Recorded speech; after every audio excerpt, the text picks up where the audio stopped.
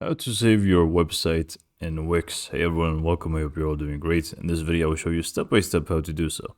So basically, if you are making changes on your website on Wix, you can pretty much save it, even though autosave is turned on automatically. It's pretty much, each change you make is pretty much going to save it for you, but you can also feel free to save it yourself manually if you would like to, just to be, safe and be sure about it. So first you would want to go ahead and select the site of your choice. And I'm just going to go for this one. Even though it says Wix Studio on the top left, this is going to be for Wix. And I believe for Wix Studio is also going to be exactly the same way, but this is going to be for the default Wix. So now that we have this, all we need to do is just go and click on Edit Site. Because from this dashboard, there's nothing to be done. There's no save option here because it's all from within the actual Edit Site option. So just go ahead and click on Edit Site. And once this loads in, we can just go ahead and start by first making changes to be able to save it. Otherwise, it's not going to be available for us as an option. And it is actually very in your face type of thing. So here we can actually go ahead and see our site. And for the sake of this tutorial, let's just go and add a section here.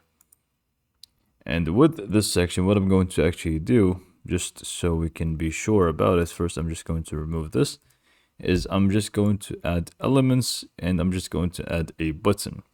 With a button like so, let's just drag and drop. And let's also just make it a little bit bigger. And let's pin it to the screen.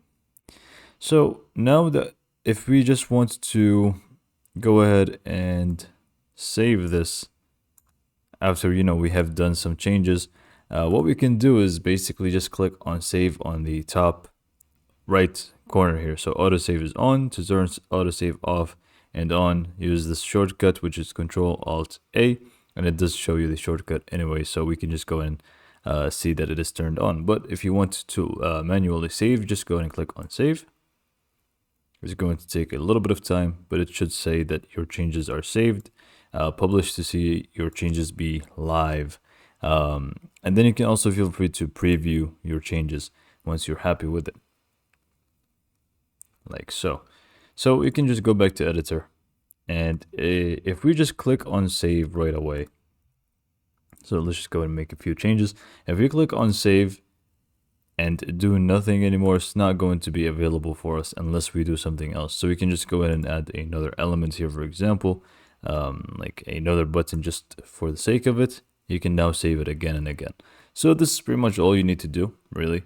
Unless you really want to turn off the autosave feature, then you can just do Control-Alt-A, and now it should say autosave is off. And all you need to do in order to save in this case is just click on save on the top here, or Control-Alt-A one more time to turn it back on. So hopefully you found this video to be helpful, and thanks for watching.